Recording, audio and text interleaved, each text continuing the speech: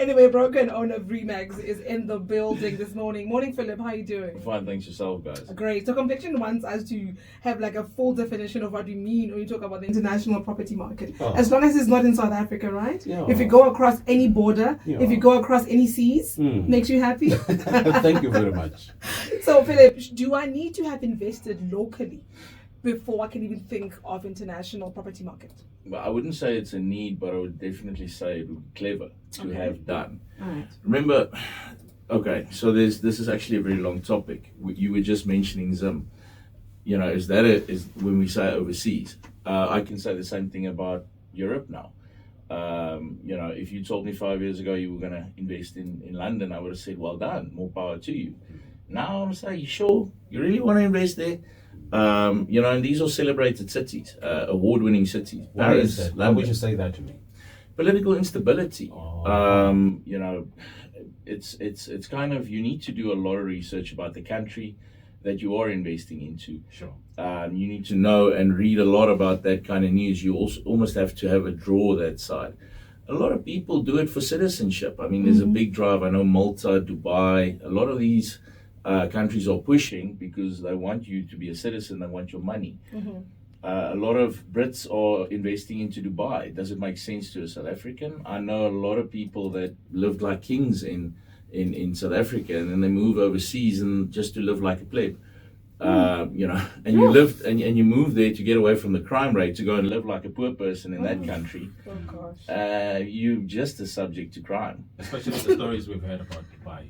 Yeah, Yeah. that life is very expensive. Yeah. Yes, I've got some good connections in Dubai, and they've even reached out to us. If you are interested in international property buying, you know, come to us. I've got a local agent that actually worked here and moved to Dubai, and he sold 8 houses on the Palm Jumeirah last year. So, Sure. you know, Wow, that's impressive. so you know, very few South Africans are actually going to be able to afford that. But you know, to tap into that market, I would say that you definitely need to have a very strong consultation team, like a lawyer, a bookkeeper, a good real estate agent in South Africa, and then you're going to need the same solicitors that side.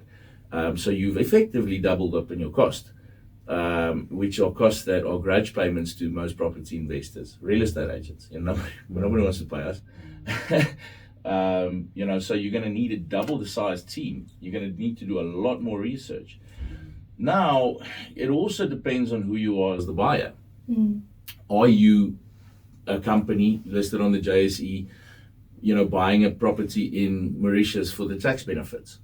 You know, because that could make a lot of sense. Or are you just a normal investor trying to bolster your property portfolio, like buying a rental flat that side, you know, for citizenship purposes?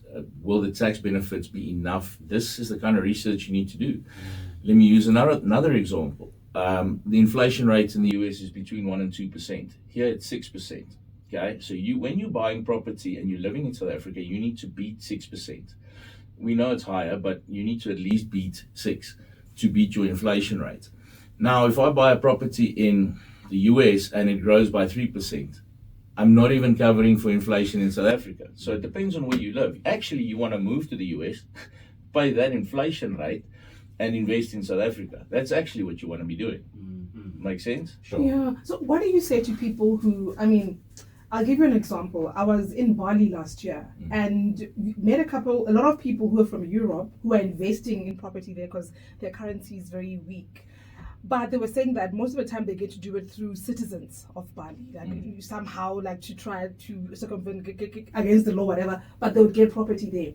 What do you say to people who want to go and invest in countries where the currency is much weaker than their currency, where they come from, and they want to do business there, for example? Franchi, I think that's the way to do it.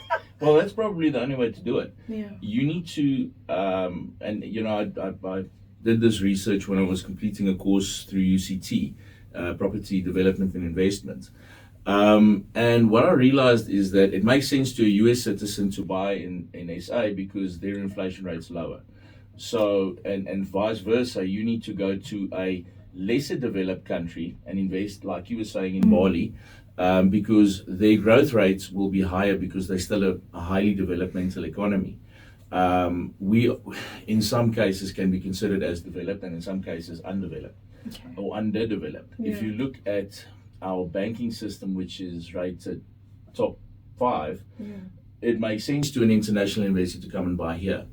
But the research you're going to have to go and do to get a bond in the US or Europe or Dubai, for that matter, you might find that the costs are exorbitant when you're paying with rands. The fact that the rand is strengthening counts in our benefit now, but I would have almost said it was better if you bought in 94 or 3 when the rand was on par, and then as the rand weakened, you made more money.